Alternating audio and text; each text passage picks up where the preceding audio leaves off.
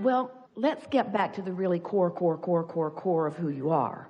From the source energy perspective of who you are. So there is not believing, and then there is hoping, and then there is believing, and then there is knowing. That's sort of the continuum of this vibration of belief. So the source within you knows these things about you. And if you want to talk about core beliefs, we think these are the beliefs that we would be focused upon.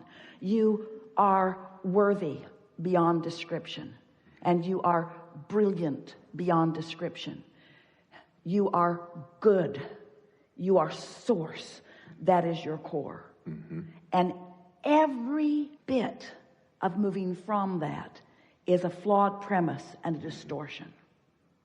So there are so many things that humans focus upon out here in the physical world that contradicts their core beliefs. Now, there are many more we can go for. A core belief, a source energy, core belief is that all really is well. That we are eternal beings. So think about how many things that you might stumble across in a day that contradict that knowing that the source within you holds, that well-being does abound. So maybe it would be easier for you to just say, well, I've got one core belief, and that's in well-being. And anytime I deviate from that, then I get crossways of what the source within me really knows. So then you take that knowing that source within you holds, knows, is, and understand that source, inner being, whatever you want to call it, is focused right here out on the leading edge with you, right here in the moment where you're doing whatever it is you're doing, with all of that knowing, that core believing, that opinioning, all of that focused right here with you. And you can tell in every single moment what your deviation of that core is. You can just tell. So we really want to say to you, we don't want to be impertinent, but we sort of kind of do.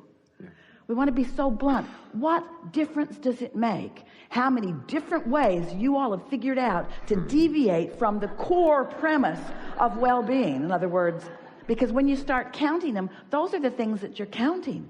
There's just a belief in well-being, a knowing in well-being, an expectation of well-being. And you know what? Well-being continues and continues and continues. This earth spins in its orbit in perfect proximity to other planets. Every now and again, something will happen, and Esther and friends will say, oh, wow, can you believe that the law of attraction and the universe is so good that they could provide that kind of rendezvous so that we could have that fun? Esther pulled into the hotel yesterday in her new Denali, and when she pulled in, she was talking to Jerry all the way because she and Jerry, they got lost every time they came downtown. Every time they came downtown. But yesterday, she didn't get lost, and she said, you're much better now, Jerry. That broader view thing's really working out. And when she pulled up to the ramp, her odometer read 2222. And Esther goes, wow, oh, wow.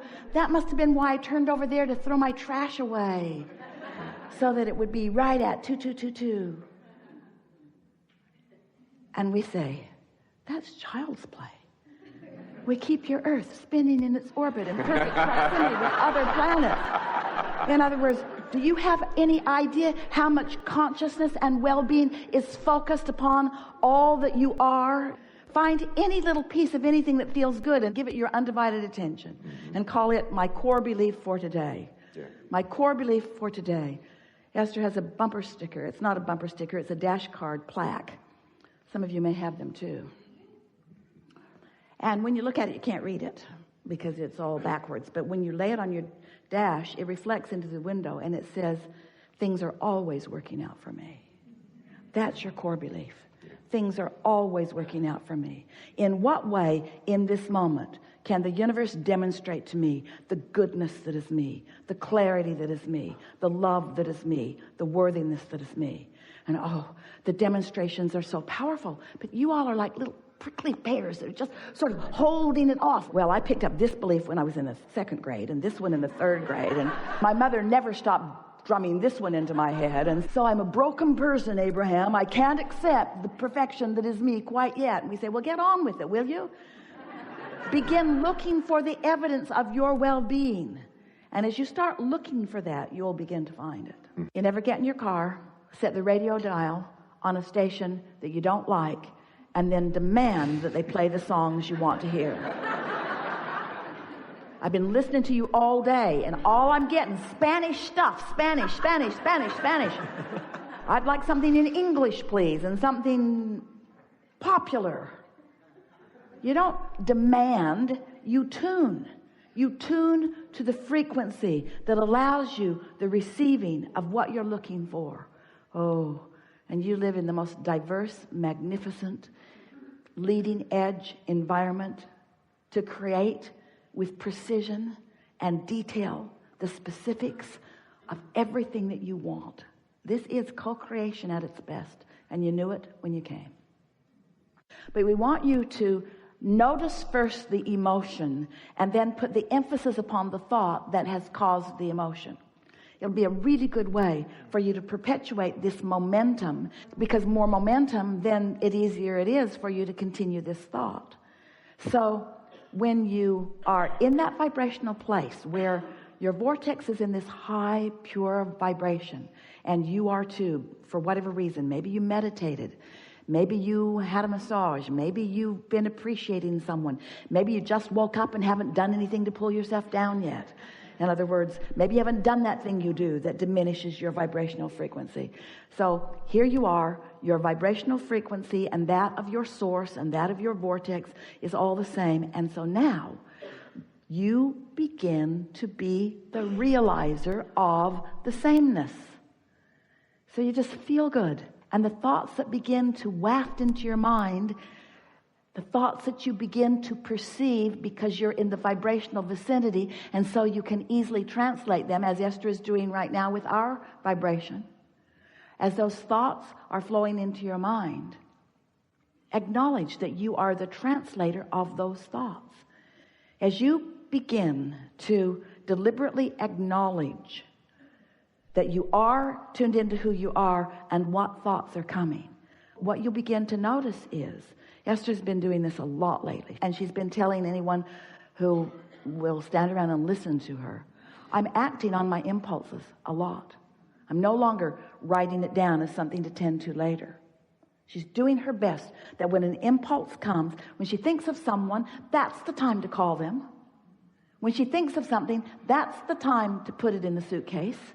When she thinks of something, she went to a house in another city with a car parked in her garage, and when she got there, she didn't have the keys to the car in the garage in the other city.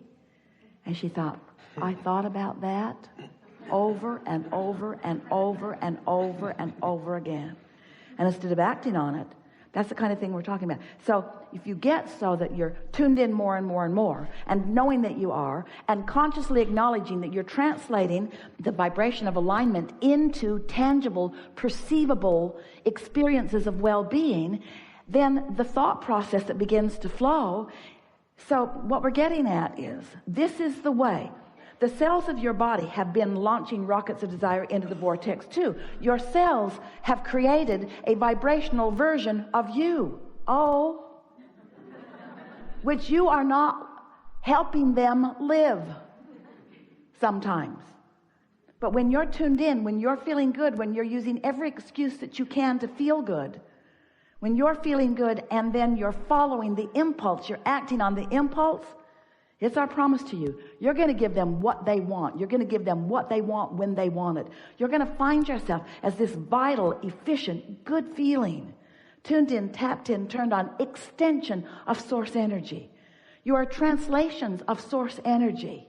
And the way you feel and how it's turning out is the evidence of how well, what kind of communication you got going on, you see. You've created a vibrational reality that's really real to you. It's vivid. And you just can't figure out why this thing that is so real isn't translating into some more real terms for you. Right. So you're doing what almost all humans do. You are trying. There's an effort factor that you are applying. And the thing that happens is that 100% of the time when you begin applying effort, now we know you've been taught to be strong efforters in school. You've been taught not to be lazy and that you should try, and that the difference between those who try and those who don't try is a big difference, and you want to be in the pile that tries. In other words, we get all of that. But there is this vibrational truth, this universal core truth that says when you are trying to overcome something, the thing that you're trying to overcome is what you are accentuating and activating. Right. So the effort factor is just counterproductive. The harder you try, the more it doesn't work. Have this habit of expectation that the universe seems to be holding you to. But the universe isn't holding you to your expectation by giving you what you expect. You're holding the universe to it by what you expect. You've got to find a way around that. So let's do that here. Let's apply what we've been saying works. Let's apply going general. So you've explained yourself, and you get him, don't you? And you appreciate him. And he's trying too damn hard, isn't he? In other words, you can feel that, and you kind of just want to say, take it easy, take it easy. Having chewed this over so everybody gets what it is you're going for, let's get back to something that is really general, that feels good. Because we know the part that doesn't feel good because we've been addressing it, and it doesn't feel good. It doesn't feel good to you. Feels like hard work, feels like it's not working, feels like misunderstanding, feels like misapplied laws of the universe. Either feels like the laws aren't what Abraham says they are, or like I don't understand them the way Abraham says them. Something feels screwy, it feels off, and so there's no point in poking at that anymore because that's where it is and that's not working. So let's take another approach. Let's go general. The words that Esther was translating and words that you were translating, did you notice at several points were the identical word, right there tracking in that same vibration. So now here you are in this steady place, in this steady, general, good feeling place, the only place that you need to be, because you see, you created the vortex, you've put it all there, you've got labels on all of it, it's ready to go, you've put it all there. Now what you did was the work that causes it to begin to move. In other words, law of attraction is now responding to you differently than law of attraction was responding to you before, because you took the time to get the clutter out of your vibration, to get the stuff that was holding it away out of your vibration, and now you're in this place right now, this place of allowing. Now, once you know you're in a place of allowing, if you want, you can stay focused a little more pointedly to get the momentum going a little more strong. But you want to kind of pay attention, because there's a tendency to turn it from alignment to misalignment by trying to go too far too fast. So here's the thing that we want you to hear. We want you to understand, any of you, you are not trying to utilize these techniques or tools, you call them tricks for fun, we know, in order to accomplish something. In other words, it isn't that now I've got this, now I'll apply it, and now my CDs will sell. It's not like that, or my MP3s will sell. It's that now I've accomplished it. Now I have made a statement to the universe of who I am. I'm standing here as the recipient of well-being. This is who I am. My floodgates are open. It can flow to me in whatever way it chooses to flow. So there's a trust issue involved, isn't there? That yes. You've put into the vortex what you want. You've put into the vortex some of how you want it to be. And now, for the first time in a long time, other than when you're actually creating the stuff, you're standing in a place of non-resistance and allowing it to flow. So what happens is, the first manifestation is, you just feel better. You do. You just feel better. The next is, ideas begin to flow. And as they do, don't try to make sense of them, and don't try to figure them out all the way out. Just follow the impulses that come and watch what happens. You all are, we love you so much. You know what's coming next. You all are often, sometimes nearly always, wanting to, well, we'll just say it, get credit for the ideas that you hatch. So that's why you say, I've got a great idea, instead of, ooh, I just received the best new amendment to an idea that's been in motion. So if you could just lay over the top of your creative process now, and we're giving this specifically to you right now. Okay. The understanding that we are all really in this together, and that you're proving nothing, but you're receiving with such clarity and such